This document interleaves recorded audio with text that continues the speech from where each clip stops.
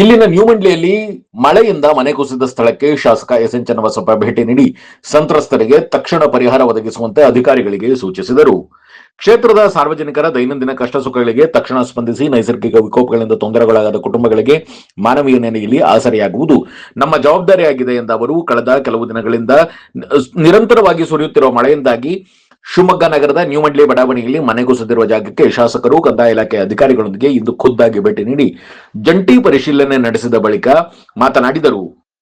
ಮನೆ ಹಾನಿಗೊಳಗಾಗಿ ಆಶ್ರಯ ಕಳೆದುಕೊಂಡಿರುವ ಕುಟುಂಬದ ಅಹವಾಲನ್ನು ಆಪ್ತವಾಗಿ ಆಲಿಸಿದ ಶಾಸಕರು ಪರಿಸ್ಥಿತಿಯ ಗಾಂಭೀರ್ಯತೆಯನ್ನು ಮನಗಂಡು ಧೈರ್ಯ ತುಂಬಿದರು. ಆನಂತರ ಸ್ಥಳದಲ್ಲಿದ್ದ ಕಂದಾಯ ಇಲಾಖೆ ಅಧಿಕಾರಿಗಳಿಗೆ ಸೂಚನೆ ನೀಡಿದ ಶಾಸಕರು ಮಳೆ ಹಾನಿ ಸಂತ್ರಸ್ತರಿಗೆ ಪರಿಹಾರ ವಿತರಿಸುವಲ್ಲಿ ಯಾವುದೇ ರೀತಿಯ ವಿಳಂಬ ಧೋರಣೆಯನ್ನು ಸಹಿಸುವುದಿಲ್ಲ, ತಕ್ಷಣವೇ ಪ್ರಕ್ರಿಯೆಗಳನ್ನು ಪೂರ್ಣಗೊಳಿಸಿ ಕುಟುಂಬಕ್ಕೆ ಗರಿಷ್ಠ ಮಟ್ಟದ ಪರಿಹಾರ ಸಿಗುವಂತೆ ಕ್ರಮ ಕೈಗೊಳ್ಳಬೇಕು ಎಂದು ಅಧಿಕಾರಿಗಳಿಗೆ ಕಟ್ಟುನಿಟ್ಟಿನ ನಿರ್ದೇಶನ ನೀಡಿದರು.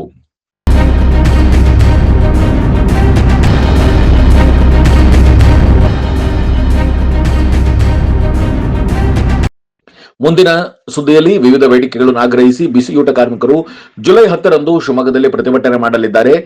ಸಣ್ಣ ಬ್ರೇಕ್ ನಂತರ ಆ ಸುದ್ದಿಯನ್ನು ನೋಡೋಣ ಬನ್ನಿ.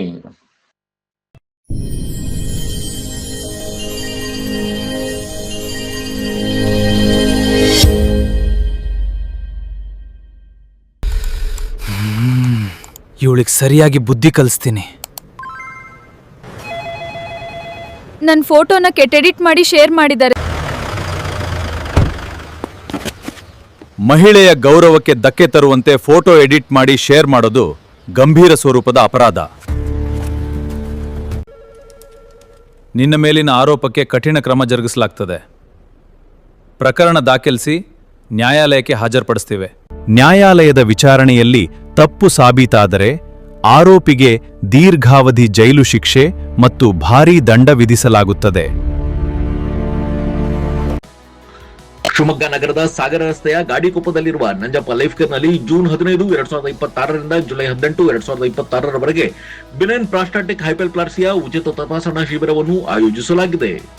ಸೋಮವಾರದಿಂದ ಶನಿವಾರದವರೆಗೆ ಪ್ರತಿದಿನ ಬೆಳಗ್ಗೆ 10:30ರಿಂದ ಸಂಜೆ 3:30ರವರೆಗೆ ಈ ಶಿಬಿರ ನಡೆಯಲಿದೆ. 60 ವರ್ಷ ಮೇಲ್ಪಟ್ಟ ಹಿರಿಯರಲ್ಲಿ ಹೆಚ್ಚಾಗಿ ಕಂಡುಬರುವ ಪ್ರಾಸ್ಟೇಟ್ ಗ್ರಂಥಿ ಹಿಗ್ಗುವಿಕೆ ಸಮಸ್ಯೆಗೆ ಪ್ರಖ್ಯಾತ interventional radiologist doctor Nishita SH ಅವರು ಈ ಶಿಬಿರದಲ್ಲಿ ಉಚಿತ ಸಮಾಲೋಚನೆಯನ್ನು ನಡೆಸಲಿದ್ದಾರೆ. ಪದೇ ಪದೇ ಮೂತ್ರ ವಿಸರ್ಜನೆ, ಮೂತ್ರದ ವೇಳೆ ಉರಿ, ಮೂತ್ರದಲ್ಲಿ ರಕ್ತ ಹಾಗೂ ಕೆಳಹೊಟ್ಟ ನೋವಿನಂತಹ ಲಕ್ಷಣಗಳಿರುವವರು ಈ ಶಿಬಿರದ ಸದುಪಯೋಗವನ್ನು ಪಡೆದುಕೊಳ್ಳಬಹುದು. ಹೆಚ್ಚಿನ ಮಾಹಿತಿ ಹಾಗೂ ಅಪಾಯಿಂಟ್ಮೆಂಟ್ಗಾಗಿ ಸಂಪರ್ಕಿಸಿ Nanjappa life care, Gadikoppa, Shivamogga. Mobile ಸಂಖ್ಯೆ 8050616525.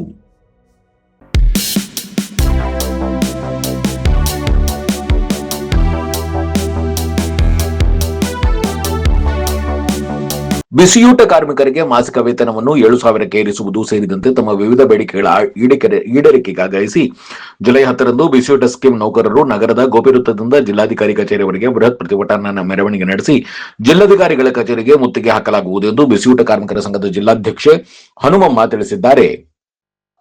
ಇಂದು ಪತ್ರಿಕಾಗೋಷ್ಠಿಯಲ್ಲಿ ಮಾತನಾಡಿದ ಅವರು, ಜಿಲ್ಲೆಯಲ್ಲಿ ಸುಮಾರು 4,500ಕ್ಕೂ ಹೆಚ್ಚು ಬಿಸಿಯೂಟ ಕಾರ್ಮಿಕರಿದ್ದು ರಾಜ್ಯದಲ್ಲಿ 1,18,000ಕ್ಕೂ ಹೆಚ್ಚು ಬಿಸಿಯೂಟ ಕಾರ್ಮಿಕರಿದ್ದಾರೆ. ಸರ್ಕಾರಗಳು ಬದಲಾಗುತ್ತಿದ್ದರೂ ನೀತಿಗಳು ಬದಲಾಗುತ್ತಿಲ್ಲ. 2008ರಿಂದ ಕೇಂದ್ರ ಸರ್ಕಾರ ಈ ಬಡ ಮಹಿಳೆಯರ ವೇತನ ಹೆಚ್ಚಳ ಮಾಡದೆ ಶೋಷಣೆ ಮಾಡುತ್ತಿದೆ. ಕರ್ನಾಟಕದಲ್ಲಿ ಕಾಂಗ್ರೆಸ್ ಪಕ್ಷ ಚುನಾವಣೆ ಸಂದರ್ಭದಲ್ಲಿ ಕೊಟ್ಟ ಆಶ್ವಾಸನೆಯಂತೆ ಬಿಸಿಯೂಟ ಕಾರ್ಮಿಕರಿಗೆ ಮಾಸಿಕ 7,000 ರೂಪಾಯಿ ವೇತನ ಹೆಚ್ಚಳ ಮಾಡಬೇಕು. ಈಗಾಗಲೇ ಕೆಲಸ ಮಾಡುತ್ತಿರುವ 6 ಗಂಟೆ ಕೆಲಸದ ಅವಧಿಯ ಸುತ್ತೋಲೆ ಹೊರಡಿಸಬೇಕು. ಮಾಸಿಕ ಪಿಂಚಣಿ 10,000 ರೂಪಾಯಿ ಕೊಡಬೇಕು. ಎಲ್ಲಾ ಜಿಲ್ಲೆಗಳಲ್ಲಿ ನಿವೃತ್ತಿ ಹೊಂದಿದ ನೌಕರರಿಗೆ ಇಡಿಗಂಟು ಹಣವನ್ನು ತಕ್ಷಣ ಬಿಡುಗಡೆ ಮಾಡಬೇಕು. ಉತ್ತರ ಪ್ರದೇಶ ಮತ್ತು ಪಂಜಾಬ್ ರಾಜ್ಯದ ಉಚ್ಚ ನ್ಯಾಯಾಲಯದ ತೀರ್ಮಾನಿಸಿದಂತೆ ವರ್ಷದ 12 ತಿಂಗಳು ಕೆಲಸ ಮತ್ತು ಕನಿಷ್ಠ ಕೂಲಿ ಜಾರಿ ಮಾಡಬೇಕು ಎಂದು ಆಗ್ರಹಿಸಿದರು. ಅಕ್ಷರ ದಾಸೋಹ ಯೋಜನೆಯನ್ನು ಸಂಪೂರ್ಣವಾಗಿ ಶಿಕ್ಷಣ ಇಲಾಖೆ ಅಡಿಯಲ್ಲೇ ನಡೆಸಬೇಕು. ಬಿಸಿಯೂಟ ಯೋಜನೆಯನ್ನು ಯಾವುದೇ ಖಾಸಗಿ ಸಂಸ್ಥೆಗಳಿಗೆ ನೀಡಬಾರದು. ಅಪಘಾತದಲ್ಲಿ ಮರಣ ಹೊಂದಿದ ಅಡುಗೆ ಸಿಬ್ಬಂದಿಗಳ ಕುಟುಂಬದವರಿಗೆ ಕೆಲಸ ನೀಡಬೇಕು. ಪ್ರತಿ ಶಾಲೆಯಲ್ಲಿ ಕನಿಷ್ಠ 2 ಅಡುಗೆಯವರು ಇರುವಂತೆ ಮಾಡಬೇಕು. ಕೆಲಸದ ಸ್ಥಳದಲ್ಲಿ ಮರಣ ಹೊಂದಿದರೆ 25 ಲಕ್ಷ ರೂಪಾಯಿ ಪರಿಹಾರ ನೀಡಬೇಕು. ಹಾಜರಾತಿ ಆಧಾರದಲ್ಲಿ ಕೆಲಸದಿಂದ ತೆಗೆಯುವ ಕ್ರಮ ನಿಲ್ಲಬೇಕು ಎಂಬ ಬೇಡಿಕೆಗಳು ಸೇರಿದಂತೆ ಇನ್ನಿತರ ಅನೇಕ ಬೇಡಿಕೆಗಳನ್ನು ಸರ್ಕಾರಗಳು ಈ ಮಕ್ಕಳ ಮತ್ತು ಮಹಿಳೆಯರಿಗೆ ಒಂದು ಅವರ ಅಪೌಷ್ಟಿಕತೆಯನ್ನು ಹೋಗಲಾಡಿಸಬೇಕು ಅಂತೇಳಿ ಯೋಜನೆಯನ್ನ ಜಾರಿಗೊಳಿಸಿತ್ತು. ಈ ಯೋಜನೆಯನ್ನ ಪ್ರತಿ ವರ್ಷನೂ ಕೂಡ ಇದಕ್ಕೆ ಅನುದಾನವನ್ನು ಕೊಡದೇನೆ ಈ ಯೋಜನೆ ಕುಂಠಿತಗೊಳ್ಳಲಿಕ್ಕೆ ಗೊಳ್ಳುವ ಹಾಗೆ ಇವತ್ತು ಸರ್ಕಾರ ನಡ್ಕೊಳ್ತಾ ಇದೆ. ಅನುದಾನವನ್ನು ಪ್ರತಿ ವರ್ಷನೂ ಕೂಡ ಕಡಿಮೆ ಮಾಡ್ತಾ ಇದ್ದಾರೆ. ಹಾಗೆಯೇ ಏನು ಈ ಯೋಜನೆಗಳಲ್ಲಿ ಸ್ಕೀಮ್ಗಳಲ್ಲಿ ಕೆಲಸ ಮಾಡ್ತಾ ಇದ್ದಾರೆ ನೌಕರರು, ಅವರನ್ನ ಕಡೆಗಣಿಸ್ತಾ ಇದೆ, ನಿರ್ಲಕ್ಷ್ಯ ಮಾಡ್ತಾ ಇದೆ. ಅದರ ವಿರುದ್ಧವಾಗಿ ಇವತ್ತು ರಾಷ್ಟ್ರಾದ್ಯಂತ ಒಂದು ಬೇಡಿಕೆ ದಿನವನ್ನಾಗಿ ಜುಲೈ 10ನೇ ತಾರೀಕು ಮಾಡಬೇಕು ಅಂತೇಳಿ ಕೇಂದ್ರ CITU ಸಂಘಟನೆ ಕರೆಯನ್ನು ಕೊಟ್ಟಿದೆ. ಅದರ ಭಾಗವಾಗಿ ನಾವು ಇಲ್ಲಿ ಗೋಪಿ ವೃತ್ತದಿಂದ ಒಂದು ಮೆರವಣಿಗೆ ಮುಖಾಂತರ ಬಂದು ಜಿಲ್ಲಾಧಿಕಾರಿಗಳ ಕಚೇರಿ ತಲುಪಿ ಅಲ್ಲಿ ಧರಣಿಯನ್ನ ಮಾಡ್ತಾ ಇದ್ದೀವಿ. ಅವತ್ತು ಕಪ್ಪು ದಿನವನ್ನಾಗಿ ಆಚರಣೆ ಮಾಡ್ತಾ ಈ ಒಂದು ಬೇಡಿಕೆಯನ್ನ ಈಡೇರಿಸಬೇಕು ಸರ್ಕಾರ. ಇಲ್ಲಿವರೆಗೂ ಬಂದಿರತಕ್ಕಂಥ ಸರ್ಕಾರಗಳು ಎಲ್ಲವೂ ಕೂಡ ಕಾರ್ಮಿಕ ವಿರೋಧಿಯಾದಂಥ ನಿಲುವುಗಳನ್ನು ತಾಳ್ತಾ ಇದ್ದಾವೆ. ಸರ್ಕಾರಗಳು ಬದಲಾಗ್ತಾ ಇದ್ದಾವೆ ವಿನ ಆದರೆ ಅವರ ನೀತಿಗಳು ಬದಲಾಗ್ತಾ ಇಲ್ಲ. ಎರಡೂ ಕೂಡ ಕಾರ್ಮಿಕ ವಿರೋಧಿಯಾದಂಥ ನಿಲುವುಗಳನ್ನು ತಾಳ್ತಾ ಇದ್ದಾರೆ ಅಂತೇಳಿ ನಾವಿವತ್ತು ನೇರವಾಗಿ ಆರೋಪವನ್ನು ಮಾಡ್ತಾ ಇದ್ದೇವೆ. ಹಾಗೆಯೇ ಏನು ಚುನಾವಣಾ ಸಂದರ್ಭದಲ್ಲಿ ಕಾಂಗ್ರೆಸ್ ಸರ್ಕಾರ ನಾವು ಅಧಿಕಾರಕ್ಕೆ ಬಂದರೆ ಅಂಗನವಾಡಿ ಮತ್ತು ಬಿಸಿಯೂಟ ನೌಕರರಿಗೆ ವೇತನವನ್ನು ಹೆಚ್ಚಳ ಮಾಡ್ತೀವಿ, ಅಂಗನವಾಡಿ ಕಾರ್ಯಕರ್ತರಿಗೆ 15,000 ಘೋಷಣೆ ಮಾಡ್ತೀವಿ, ಹಾಗೆಯೇ ಬಿಸಿಯೂಟ ನೌಕರರಿಗೆ 7,000 ಸಂಬಳವನ್ನು ಕೊಡ್ತೀವಿ ಅಂತ ಇದ್ರು. ಎಲ್ಲವೂ ಕೂಡ ಇವತ್ತು ಹುಸಿಯಾಗಿದೆ. ಇದರ ವಿರುದ್ಧವಾಗಿ ನಾವು ದೊಡ್ಡ ಮಟ್ಟದಲ್ಲಿ ಸಂಘಟನೆಯನ್ನ ಕಟ್ಟಿ ಚಳವಳಿಗೆ. ಎಲ್ರಿಗೂ ನಮಸ್ಕಾರ. ಜುಲೈ 10ಕ್ಕೆ ಕಪ್ಪು ದಿನಾಚರಣೆಯನ್ನು ಸ್ಕೀಮ್ ನೌಕರರು ಆಚರಣೆ ಮಾಡ್ತಾ ಇದ್ದೀವಿ. ಯಾಕೆ ಅಂತ ಅಂದರೆ 25ನೇ ವರ್ಷಕ್ಕೆ ಬಿಸಿ ಊಟ ನೌಕರು ಕಾಲಿಟ್ಟಿದ್ದೀವಿ. ಹಾಗೆ ಅಂಗನವಾಡಿಯವರು ಸಹ ನಮ್ಮ ಟೀಮಿಗಿದ್ದಾರೆ, ಆಶಾದವರು ಇದ್ದಾರೆ.